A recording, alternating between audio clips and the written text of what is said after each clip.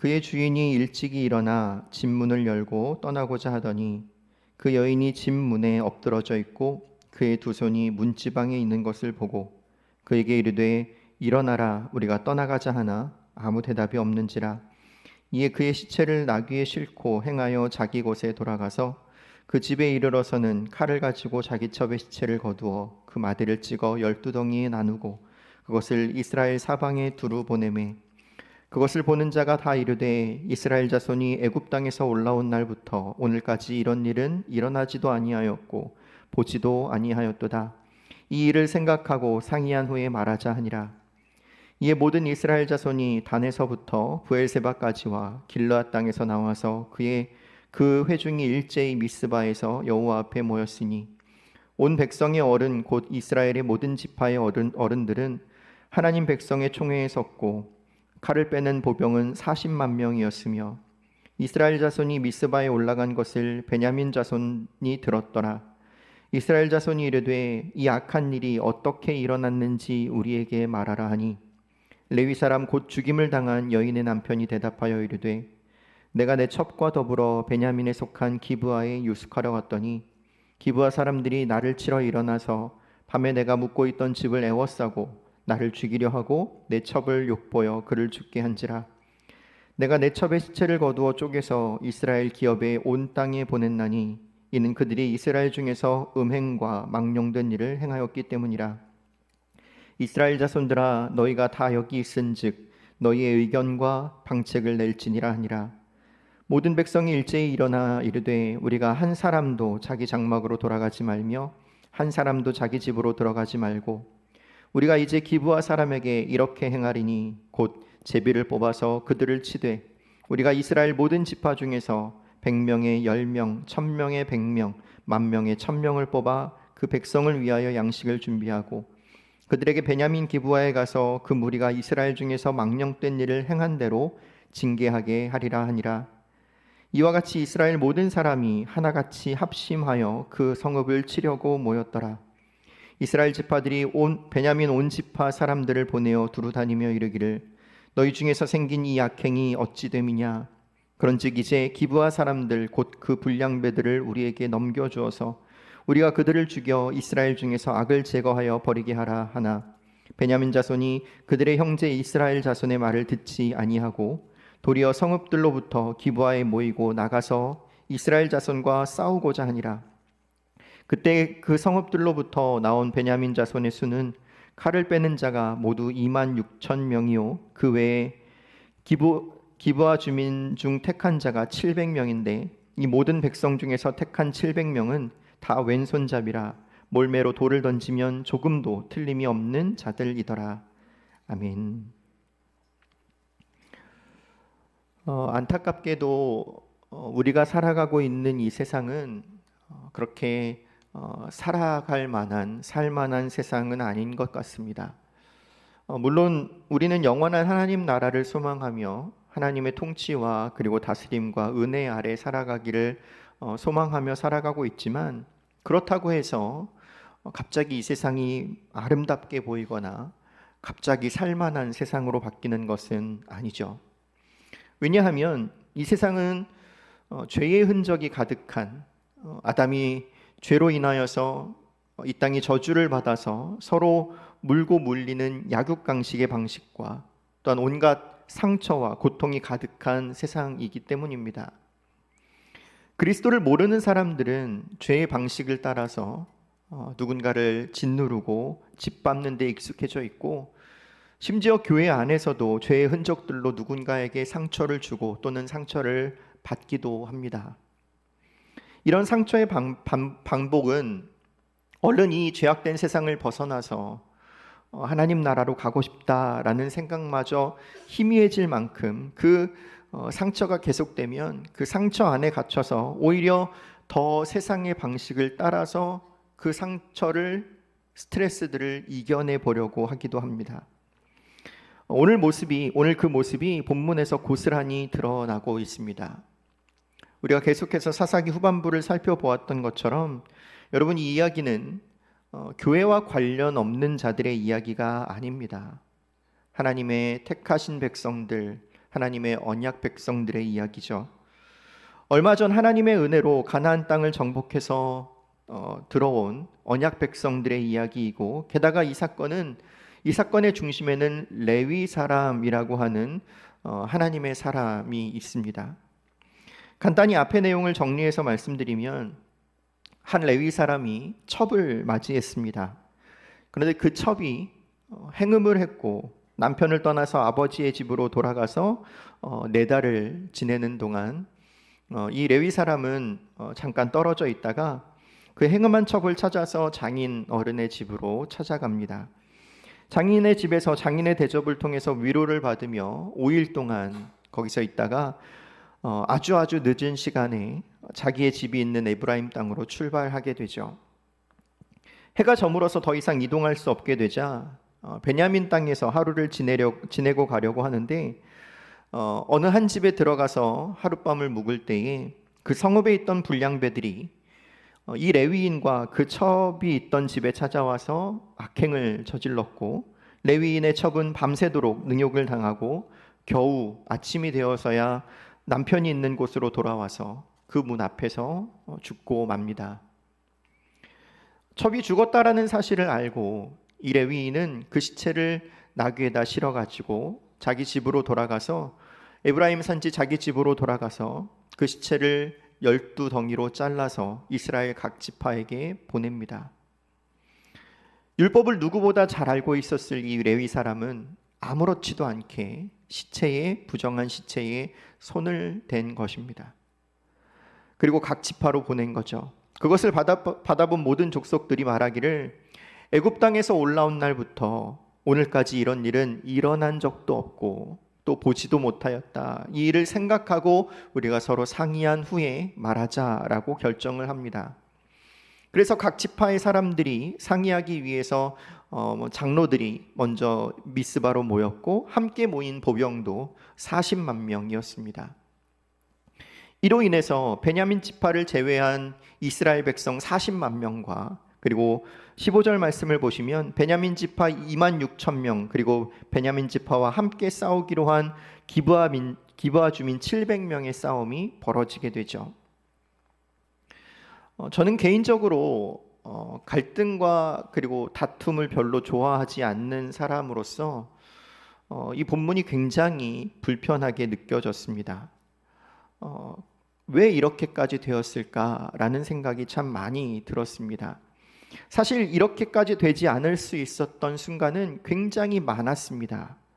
그런데 왜 이 일들이 겹치고 미루어져서 여기까지 왔을까라고 하는 불편함이 말씀을 준비하는 내내, 말씀을 묵상하는 내내 머릿속을 떠나지 않았습니다. 그리고 가슴이 참 많이 아팠습니다. 이렇게까지 되지 않았을 순간들을 잠깐 여러분들과 함께 나눠보면, 먼저 레위 사람이 첩을 맞이한 것부터가 잘못되었죠. 거기서부터 잘못된 것입니다. 사실 시작은 레위 사람이었습니다. 자기 소견에 옳은 대로 행한 결과죠. 그리고 첩을 찾으러 간 것도 사실 율법이 명령하고 있는 그 명령과 맞지 않는 행동이었습니다. 장인의 집에서 하루만 일찍 출발했더라면, 아니요, 그날 아침에 일찍만 떠났어도 이런 일을 피할 수 있었을 것 같습니다. 그리고 불량배들에게 첩을 내주지 않았다면, 끝까지 어떻게 해서든지 자신의 아내를 지키려고 했다면, 차라리 첩을 찾으러 오지 않았더라면, 첩의 시체를 각 지파에게 보내지 않았더라면, 이런 생각들이 참 마음을 불편하게 했습니다. 이 레위 사람이 첩의 시체를 잘라서 각 지파에게 보낸 이유가 뭘까요?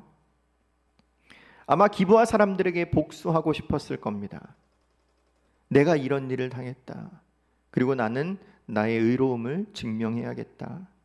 첩에게 정당한 대우를 해주기 위해서는 분명 아니었을 겁니다. 이 사람의 기준은 자기 자신에게 있기 때문이죠. 복수의 감정 때문이었고, 오히려 이런 레위 사람의 행동은 자기의 잘못을 가리는 도구가 되었을 겁니다. 자기 자신의 잘못은 다 가려버리고 자신의 의로움과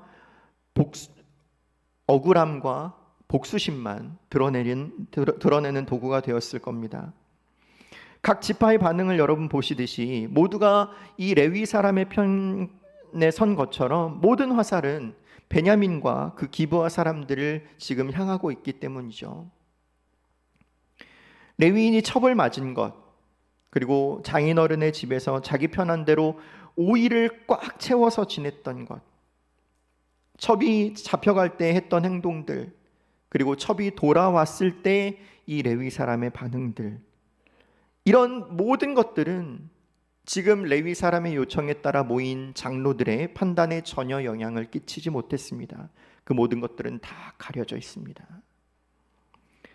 결국 베냐민 지파와 나머지 이스라엘 백성들의 싸움이 되고 말죠. 여러분, 그러면 이렇게 생각할 수 있죠. 앞뒤 사정을 모르면 충분히 그렇게 생각하고 판단할 수 있는 것 아닌가요? 장로들은 레위 사람의 입장을 대변할 수밖에 없을 것 같습니다 라고 생각하실 수 있을지 모르겠습니다. 그런데 사실 그렇게 넘어갈 문제는 아닙니다. 왜냐하면 당신은 사사시대이기 때문입니다. 사사시대란 하나님께서 사사들을 통해서 통치하시던 시대라는 뜻이죠. 사사는 재판관 또는 통치자라는 의미를 갖고 있습니다. 곧 사사는 하나님께서 세우셔서 이 사사를 통해서 하나님의 뜻을 드러내시고 또 사사를 통해서 정의를 실현하며 억울한 자가 없도록 판단케 하시고 또 하나님의 백성들을 보호하시며 그들을 대신하여 싸우게 하시는, 그래서 하나님 나라의 정의를 실현하는 대신 역할을 감당하던 사람이 바로 사사였습니다. 그러면 이스라엘의 백성들의 어른들은, 장로들은 사사를 찾아갔어야죠. 사사에게 물었어야 합니다.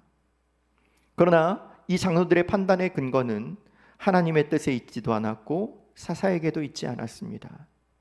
그들 각자의 기준에 따라서 그들이 들은 대로, 그들이 생각하고 판단한 대로 일방적으로 베냐민 지파의 반대편에 서게 된 것입니다.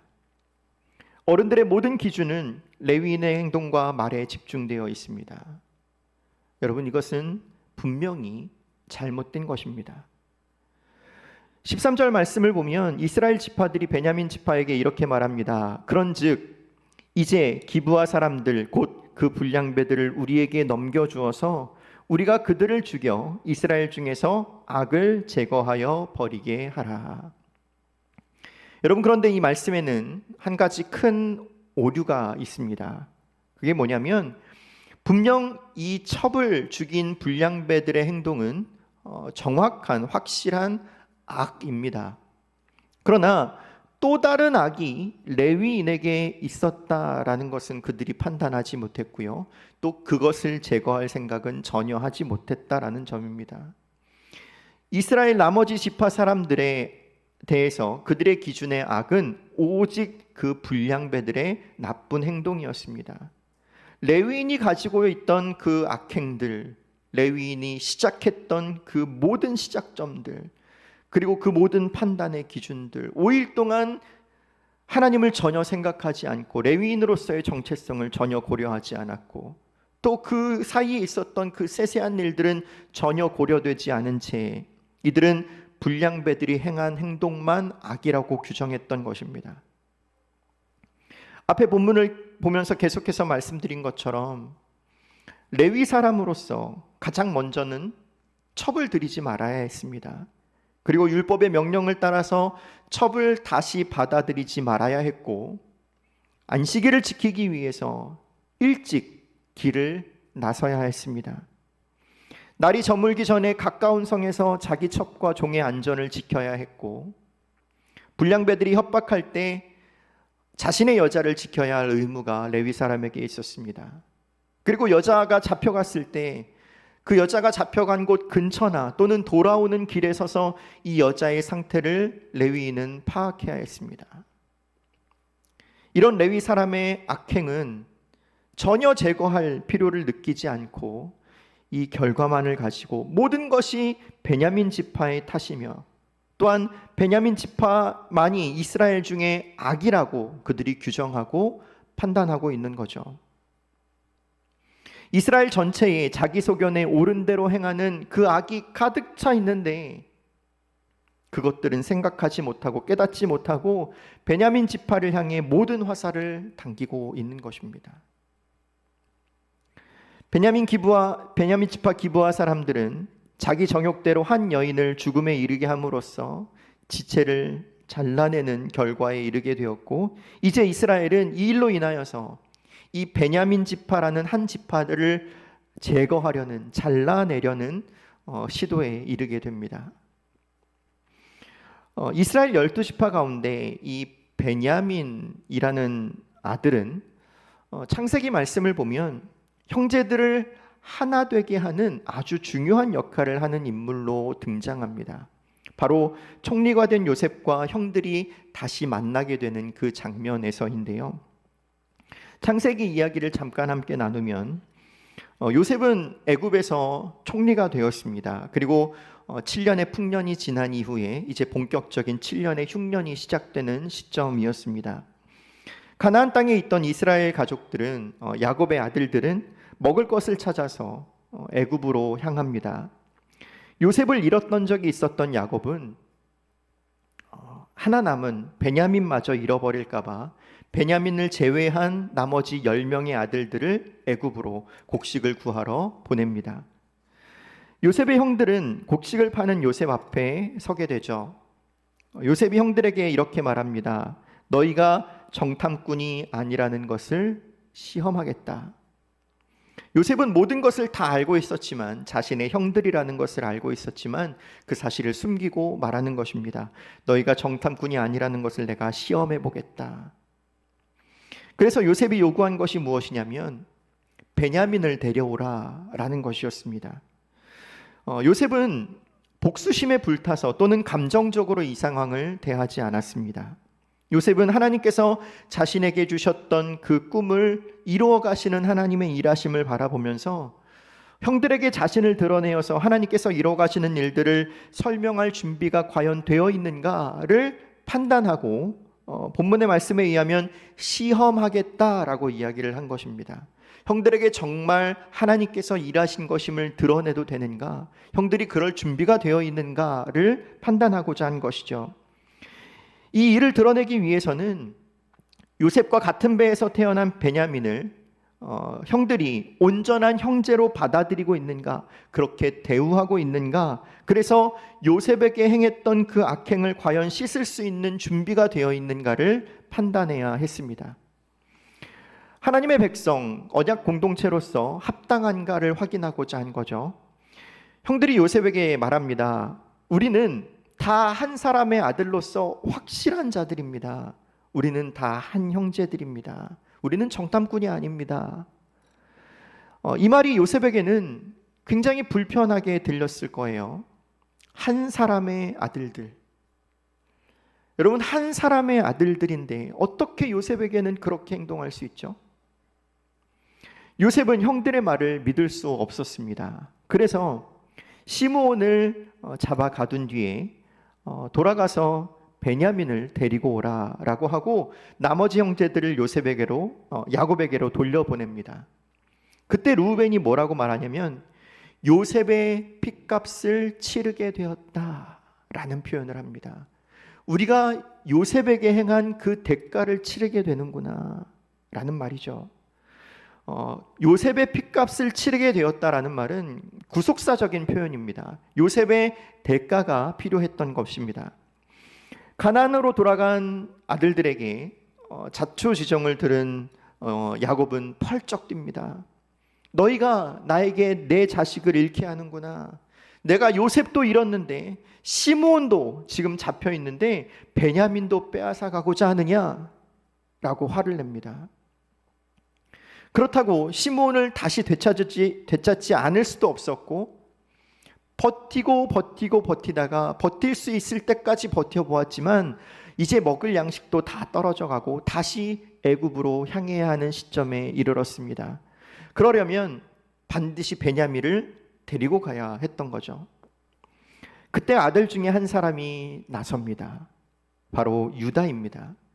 유다가 아버지 야곱에게 이렇게 말합니다. 내가 베냐민을 위한 담보가 되겠습니다. 내가 베냐민을 대신해서 내 생명을 바치겠습니다. 내가 만일 베냐민을 아버지께 데려다가 아버지 앞에 두지 않으면 내가 영원히 죄를 지게 될 것입니다. 라는 말을 야곱에게 전합니다. 이 발언에 앞서서 르우벤도 비슷한 이야기를 한 적이 있는데요. 르우벤은 조금 다르게 표현하기를 뭐라고 말했냐면 베냐민을 데려오지 못하면 나의 두 아들을 죽이십시오 라는 표현을 합니다. 나를 대신하겠다는 것과 내 아들을 대신하겠다는 것은 너무 큰 차이가 있는 거죠. 유다는 자기 자신을 담보로 내세웠고 르우벤은 두 아들을 담보로 내세웠습니다. 우리는 이 말씀이 요셉의 핏값을 대신한 유다의 자손으로 오실 예수님을 나타내고 있다는 사실을 잘 알고 있습니다. 유다는 자신의 생명을 내어주고 베냐민을 대신한 것입니다. 유다의 이 말은 단지 아버지를 안심시키기 위한 말이 아니었어요.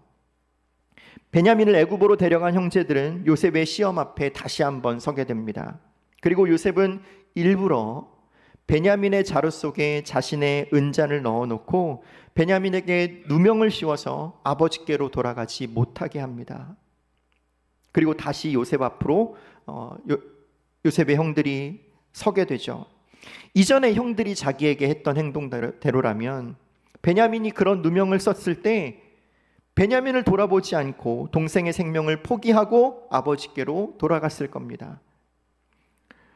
그런데 지금은 어떻게 하는지를 요셉이 확인하고자 한 것입니다. 과연 나에게 똑같이 행동할 것인가? 다르게 행동할 것인가? 그런데 아버지에게 자신의 생명을 담보하며 설득한 유다가 이번에도 요셉 앞에서 똑같은 이야기를 합니다. 창세기 44장 32절과 33절 말씀에 주의 종이 내 아버지에게 이 아이를 담보하기를 내가 이를 아버지께로 데리고 돌아오지 아니하면 영영이 아버지께 죄짐을 지리이다 하였사오니 이제 주의 종으로 그 아이를 대신하여 머물러 있어 내 주의 종이 되게 하시고 그 아이는 그의 형제들과 함께 올려 보내소서라고 유다가 요셉에게 말합니다. 형들의 행동이 달라졌습니다. 요셉을 팔아버릴 때와는 다르게 이번에는 베냐민을 해할 의도도 없었고 베냐민의 자루에서 은잔이 나와서 어쩔 수 없다고 야곱에게 충분히 설명할 수 있음에도 불구하고 유다는 끝까지 베냐민을 자신의 생명을 희생하여서 지키고자 한 것입니다. 요셉이 시험한 것을 통과했던 거죠. 그런 유다의 행동을 보고 요셉은 형들을 용서하기로 합니다. 그리고 교회 공동체의 하나됨이 이루어집니다. 여러분, 베냐민은 바로 이런 역할을 했던 아들입니다. 형제 간의 회복, 형제를 사랑함으로 교회 공동체의 아름다움을 나타내는 도구로 그 중심에 베냐민이 있었습니다. 여러분, 그런데 오늘 본문은 어떻습니까? 서로가 서로를 대적합니다. 서로의 잘못을 지적하고 판단하고 드러내기에 바쁩니다. 너희의 잘못이다. 다 너희 책임이다. 자기를 희생하고 자기를 내어주던 유다의 모습은 전혀 찾아볼 수가 없습니다. 먼저 베냐민 지파의 잘못은 무엇이냐면 12절 말씀을 보시면 이스라엘 지파들이 베냐민 온 지파의 사람들을 보내서 너희 중에 생긴 이 악행이 어찌 됨이냐? 불량배들을 우리에게 넘기라 라고 요구하죠. 여러분, 그러면 불량배들이 한 행동들은 누가 보아도 악한 일이잖아요. 그러면 그 불량배들을 내주었어야죠. 그 불량배들을 내주었으면 쉽게 일이 끝났을 것을 베냐민은 오히려 기브아에 모여서 이스라엘 자손들과 싸우려 합니다. 여러분, 이것은 분명히 잘못된 것입니다. 얼마 전까지 함께 광야를 지나서 요단강을 건너서 이방 민족들과 함께 그 치열한 전투를 함께 했던 형제들에게 여러분, 어떻게 이렇게 쉽게 칼을 겨눌 수 있는 겁니까? 분명히 기브아 사람들이 잘못했는데 왜 그걸 내주지 못하고 형제들을 향해서 칼을 겨누는 것일까요? 그것도 불량배 편에 서서 그들을 위해 싸우겠다라는 것은 사실 이해하기가 너무 어렵습니다. 나머지 지파들도 마찬가지입니다. 우리가 그를 죽여 이스라엘 중에서 악을 제거하자라고 했지만 이 레위인의 악행으로 인한 그 죄로 인해서 나비효과처럼 커져버린 레위 사람의 악은 전혀 돌아보지 않고 그 한 지파의 기브아 주민들의 악행만을 집중하고 있는 것입니다. 여러분, 그리고 26,700명과 싸우려고 40만 명을 동원한다는 것은 그냥 이 한 지파를 아예 없애버리겠다라는 것인데, 유다가 자기를 희생해서라도 지키겠다고 한 이 베냐민을 이제는 그들 스스로가 없애버리려고 하는 행동인 것입니다. 여러분, 그런데 본문을 원어로 보면 의미심장한 표현이 한 가지 있습니다. 그것은 무엇이냐면 한 사람같이라는 표현인데요. 1절 말씀을 보시면 일제히라는 표현이 있죠. 그리고 8절에도 모든 백성이 일제히, 그리고 11절 말씀에도 모든 사람이 하나같이라는 표현이 있습니다. 이 세 가지 표현은 모두 같은 말인데요, 한 사람같이라는 의미입니다. 사사시대는 각기 자기 소견에 옳은 대로 행하던 시대요, 각자 자기의 기준을 따라서 판단하고 행하던 시대였습니다. 그런데 여기서는 놀랍게도 한 사람같이 한 마음과 한 뜻이 되었습니다. 어떤 일에 한 마음과 한 뜻이 되었습니까? 베냐민 지파 이스라엘 공동체를 잘라내는데 한 마음 한 뜻이 된 것입니다. 여러분, 만약 우리 몸에서 일부를 잘라내야 할 필요가 있다면 그것은 아마도 이런 것이 아닐까요? 우리 몸을 살리기 위해서 어떤 죽음의 원인이 되는 암을 잘라내버리는 수술처럼 나쁜 것을 제거하고 오히려 살아내기 위한 잘라냄이 되어야 할 것입니다. 그런데 이스라엘 백성들은 그런 이유가 아니라 그저 그들이 판단하기에 잘못된 것은 없애버리겠다라고 하는 스스로의 몸을 해하려는데 한 마음으로 하나같이 그 마음을 같이 하고 있는 것입니다. 여러분, 이스라엘 공동체가 어떤 공동체입니까? 그들은 그냥 잘 모여서 하나가 된 그런 공동체가 아닙니다. 하나님께서 그들을 선택하셨습니다. 그리고 부르셨죠. 그리고 이스라엘이라는 나라를 통해서 하나님의 살아계심과 또 거룩하심을 드러내기 위해서 하나님께서 특별히 선택하신 하나님의 언약 백성이었습니다. 그런데 그들은 하나님께서 부르신 그 공동체를 지금 찢으려고 하는 것입니다. 여러분, 그 사람들이 어떤 사람인데요? 하나님께서 선택하여 부르신 사람들인데요. 그래서 결국 주님께서 스스로의 몸을 찢으심으로써 이 찢어진 공동체들을 머리 대신 예수 그리스도의 몸으로 다시 부르셔서 우리를 예수 그리스도의 몸된 지체로 부르셨습니다. 그래서 우리 모두가 바로 예수 그리스도의 몸된 지체입니다. 여러분, 만약 이런 사실을 알면서도 우리가 서로를 사랑하기에 힘쓰지 못하고 우리가 서로의 약점을 들추어내고 서로의 잘못을 판단하고 누가 옳은가를 판단하기에 힘쓴다면 여러분, 오늘 본문에 기록된 이스라엘 공동체와 우리가 뭐가 다를 게 있겠습니까? 여러분, 오늘 본문을 통해서 우리 자신들의 모습을 다시 한번 돌아보기 원합니다. 우리는 예수 그리스도의 몸된 교회 공동체를 어떻게 바라보고 있습니까? 하나님께서 우리에게 말씀하신 말씀의 기준을 따라서 온유하고 겸손한 마음으로 서로를 바라보며 이해하고 하나님의 사랑을 흘려보내는 데 집중하고 있나요? 아니면 오늘 본문에 드러난 것처럼 각자 내가 가지고 있는 기준을 따라서 이건 맞고 이건 틀리고 하는 그 기준을 따라 서로를 판단하고 정죄하고 이해하지 못하고 서로의 몸을 찢어내기에 힘쓰고 있습니까? 하나님께서 이스라엘 백성들을 어떻게 바라보셨는지를 생각해 보시면 좋겠습니다.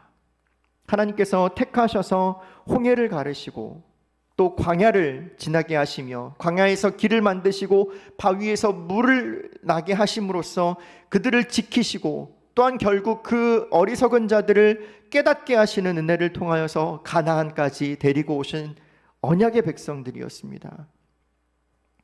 비록 겉으로 보기에는 매우 어리석고 부족하고 연약한 모습들이었지만 하나님께서 그들을 바라보실 때는 존귀하고 거룩한 하나님의 백성들로 하나님은 그들을 여기셨습니다.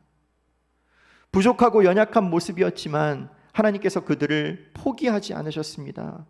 그런데 지금 이스라엘 11지파는 그 존귀한 하나님의 백성들을 스스로 잘라버리는데 마음을 하나같이, 한 사람같이 행동하고 있는 것입니다. 이런 이스라엘 공동체의 모습 앞에서 우리는 빌립보서 2장의 말씀을 함께 기억했으면 좋겠습니다. 죄송하지만 빌립보서 2장을 함께 우리 잠깐 찾아보면 좋을 것 같은데요. 빌립보서 2장 1절부터 8절 말씀입니다. 제가 천천히 한번 읽겠습니다. 눈으로 잘 따라와 주시면서 오늘 우리에게 주신 말씀의 은혜를 기억하며 우리 함께 말씀을 읽어 내려가면 좋겠습니다. 제가 읽어드립니다. 빌립보서 2장 1절부터 8절 말씀입니다. 그러므로 그리스도 안에 무슨 권면이나 사랑의 무슨 위로나 성령의 무슨 교제나 긍휼이나 자비가 있거든 마음을 같이하여 같은 사랑을 가지고 뜻을 합하며 한 마음을 품어 아무 일에든지 다툼이나 허영으로 하지 말고 오직 겸손한 마음으로 각각 자기보다 남을 낮게 여기고 각각 자기 일을 돌아볼 뿐더러 또한 각각 다른 사람들의 일을 돌아보아 나의 기쁨을 충만하게 하라. 너희 안에 이 마음을 품으라. 곧 그리스도 예수의 마음이니 그는 근본 하나님의 본체시나 하나님과 동등됨을 취할 것으로 여기지 아니하시고 오히려 자기를 비워 종의 형체를 가지사 사람들과 같이 되셨고 사람의 모양으로 나타나사 자기를 낮추시고 죽기까지 복종하셨으니 곧 십자가에 죽으심이라. 아멘. 바울 사도는 2절 말씀에서 너희가 마음을 같이하여 같은 사랑으로 뜻을 합하여 하나의 생각이 되게 하라 라고 권면하고 있습니다. 여러분, 이것이 바로 교회 공동체를 향한 예수님의 마음입니다. 5절을 보실까요? 너희 안에 이 마음을 품으라. 곧 그리스도 예수의 마음이라고 말씀하죠. 이스라엘 공동체가 베냐민 지파를 향해 공격하기 위하여서 그들의 죄를 정죄하고 그 악행을 스스로 제거하기 위하여서 그들을 공격하기 위하여 마음을 하나로 뭉쳤던 것과는 달리 빌립보서 말씀은 마음을 같이하여 같은 사랑을 가지고 마음을 합하여 한 마음을 품는데 그 마음이 바로 예수 그리스도의 마음이라고 말씀하고 있습니다. 한 몸을 이룬 교회의 지체를 바라볼 때 하나님의 마음으로 보지 못하고 서로 미워하고 시기하며 잘못된 부분만을 보고 있을 때가 혹시 있지는 않으십니까? 우리가 서로를 예수 그리스도의 마음으로 바라볼 수 있기를 원합니다. 한 몸을 이루고 있는 지체로 바라봐 주시기 바랍니다. 아픔을 나누며 또 기쁨을 공유하고 한 몸을 이루어 머리 대신 예수 그리스도의 마음을 우리가 하나같이 품을 수 있으면 좋겠습니다. 그럴 때 우리 안에 하나님의 나라가 이루어질 것입니다. 우리 스스로의 판단과 기준을 따라서 상대방을 보는 것이 아니라 하나님의 다스리심을 통해서 하나님의 기준으로 긍휼한 마음으로 서로를 바라보고 하나님께서 존귀히 여기시는 우리 지체들을 나도 존귀히 여기는 이런 마음들이 우리 안에 이루어질 줄 믿습니다. 그래서 하나님을 외면하는 이 세상 속에서 우리 송파제일교회를 통해서 하나님의 은혜와 사랑 그리고 용서와 자비가 흘러갈 수 있게 되기를 간절히 바라고 소망합니다.